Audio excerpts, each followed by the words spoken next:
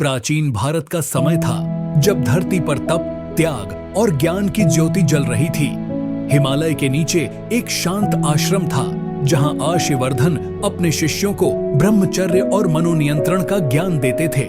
उसी आश्रम में एक युवा शिष्य था, अर्जुन।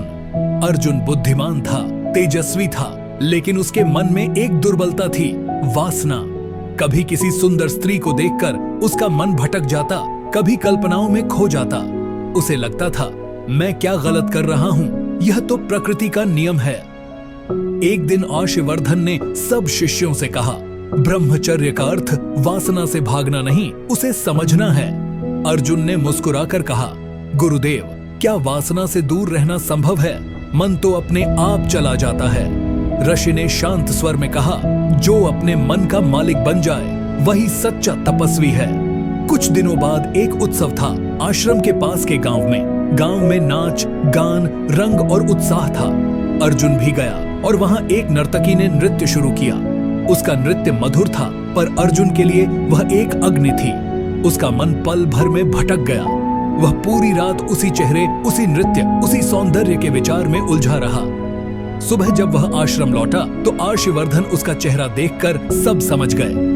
उन्होंने कुछ नहीं कहा, बस मुस्कान के साथ बोले, अर्जुन, आज से तुझे नदी के पास एक दिन की तपस्या करनी होगी, और एक शर्त है, मन में कोई भी छवि, कोई भी कल्पना नहीं। अर्जुन ने मन में सोचा, यह तो असंभव है, पर उसने प्रण लिया और नदी के किनारे ध्यान लगाया। पहले घंटे में उसके मन में वही नर्तकी, वही नृत्य, वही आकर्षण उभर आया। उसने आंखें खोलीं और अपने मन से कहा, तू मुझे खींच नहीं सकता, मैं तुझे देख रहा हूं। 2 घंटे बाद उसका शरीर थक गया, मन शोर मचा रहा था, पर उसने आंखें बंद करके केवल अपनी सांस पर ध्यान दिया। शाम तक उसके मन के विचार धीरे धीरे शांत होने लगे। उसने पहली बार अपने मन को अपने सामने देखा, जैसे एक दर्पण में अपना रूप देख रहा हो। अगले दिन आर्षि आए, बोले, अर्जुन, बता क्या सीखा तूने?